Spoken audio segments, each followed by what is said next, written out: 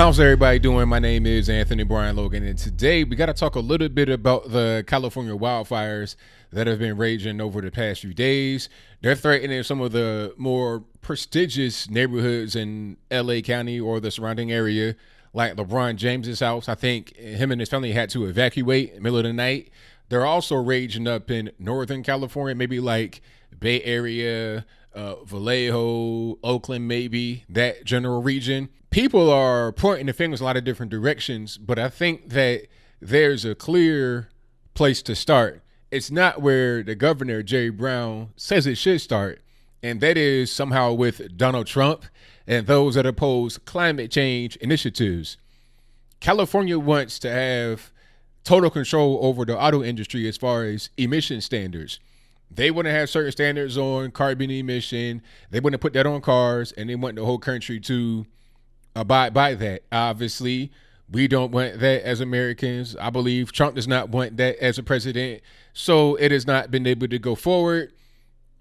So things like that and other things, I guess Jerry Brown is trying to say, oh, well, the fires are your fault. Blood is on your hands, is that and the third. But wait a minute. Why are we all of a sudden now having all these kinds of fires in California? Climate change, whether you believe it's true, false, is not even really the point I want to make in this particular video. The fact is that California weather has not really changed that much over the past 100 years. I mean, it's always been dry, no rain, hot, desert. It's always been like that for the most part, especially in Southern California. And once you get further like to Nevada and stuff, that's what it's always been. Up in the mountains, you got snow. On the ground floor, you have hot desert for the most part. So why are we all of a sudden now having all these kind of crazy fires when it wasn't like that in previous time? Well, there's a few things. First of all, the population. You have 10 million people in LA County alone. That's a lot of people in a very small area. Now, granted, LA County is not the same thing as Los Angeles, the city. Once you're downtown LA, you're not going to have a whole lot of fires and whatnot to happen there because there's no vegetation and whatnot is going to just catch on fire and spread acres and acres and acres. That's not really going to happen. But once you get further out in the county, up in the hills and whatnot, you're going to have more of a propensity for fire. Why is that? I think it's the reason that Jerry Brown may want to deny, and that is because of what they've done so far for climate change. All right. There's rules in the books that say you can't get rid of certain brush because it's like endangered or something. I'm not really sure why you can't get rid of that, but if I can find a reason for that, I'll place that in the description box. But basically, you have a lot of fuel for these fires that should get removed by California, but they don't because of environmentalism, climate change, or whatever. So when you have a fire that sparks from anything randomly, just like in this case, I think it was a tree branch that got blown into a power line by a heavy wind. When you have something like that going on, a fire breaks out and then it just rages because there's so much fuel for the fire to spread. Beyond that, the power companies, pg&e and the other company, I forget what it was, these companies are spending so much money on quote unquote green initiatives that they're not putting the actual power lines in the ground, burying the power lines. Now I understand at a certain point, power lines got to be above ground and then they get to be below ground. But why not put them more below ground? You can do it. You live in a very mountainous, hilly area. Why not put some of the power lines below ground? Earthquakes is not even really a big thing because once you're below ground, that's not really going to affect it that much. It's more of a surface thing, but I digress. The point is that you can prevent some of these forest fires, but the actual policies on the books in California are preventing that from happening. You can't clean up the brush. You can't bury the power lines. So what are we really doing? You're having a dangerous situation that's been created by California's policies. Power companies are having to do just random blackouts of millions of customers. Talking about, oh, it could last 4 to 5 days. 4 to 5 days. Why? Oh, because it's windy outside. How does that make any sense? You have to cut my power because it's windy? Oh, because, well, if it's windy and a tree branches a power line and we get a fire that burns up hundreds of acres and it almost burns down the Reagan Library. Did you guys see when people talking about, oh, this is God's plan to almost have the Reagan Library burned down? I was like, really? Where are we at right now where we celebrate things being burned down because we like the person that it's named after? I mean, it's a library. You want to have information that's readily available to people, not just always online. You want to have books to be able to read. You celebrate that being burned down. Why? For what?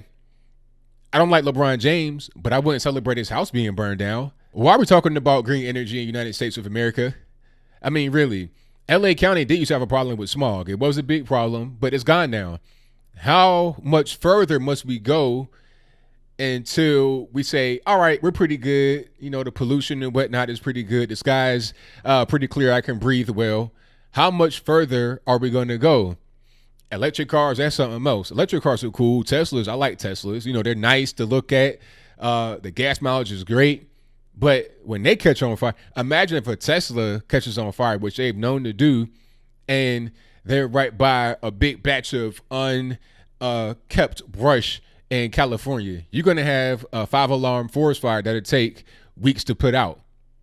Why can't we just do things that are kind of common sense? I understand people wanting to have less pollution, a cleaner environment. I get it.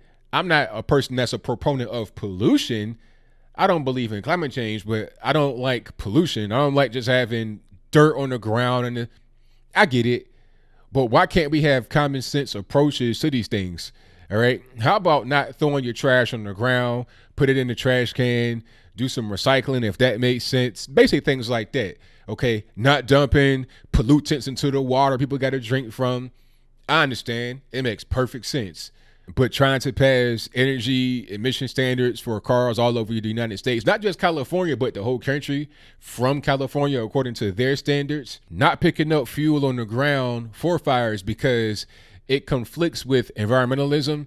At a certain point, we got to do things that make some sense. What's happening right now in California does not make sense. You can't have plastic straws, but you can have plastic syringes to shoot your heroin. Okay, that seems legitimate. You can't dump carbon into the air and the water, but you can dump your human waste on the ground outside in the street.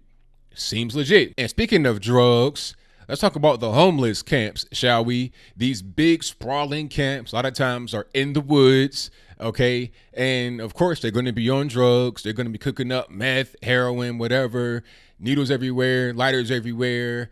And when you're on drugs, you're not doing things that make a whole lot of sense. And there's some kind of policy out there in California that kind of prevents a lot of these camps from being taken down. Sometimes take the camps down, but a lot of times you just kind of leave them be, just let them be out there doing whatever they want to do. So when you're having these massive homeless camps out there and they're on drugs, they're using fire recklessly because, again, they don't know what's going on, they're on drugs. That's going to be a big time risk for forest fire. Now, I can't say that a homeless camp has caused a forest fire, but I wouldn't be surprised. This is just more of the same policy in California that is very bad for the state. And it is most likely contributed to the uptick in these disasters that have been going on. Let's just do things that make sense rather than doing things that are just kind of like, you know, government red tape that won't actually help anything in the end. And if they do make a change at all, it'll most likely be a change for the worse. But I think I'll leave that right there for now. And what say you? Do you think it's a good thing that California is not burying power lines? They're leaving the brush that is fuel for the fire above the ground. If that's your viewpoint, let me know why. I mean, maybe there's a greater environmentalism argument here that I'm missing. Maybe the need for protecting the environment through not cleaning up dead brush is greater than wanting to prevent forest fires. Or am I correct? The policies that California has on the books are to blame, not Donald Trump, not being a climate change skeptic. It's the policies that are on the books that are the issue. And until we can get into the policy, make some changes there, we're not really going to have a positive way forward. Whatever your comments are, please let me know in the comments below. And that's all I got to say for this video. If you like what you heard, please comment, rate, share, and subscribe. Peace.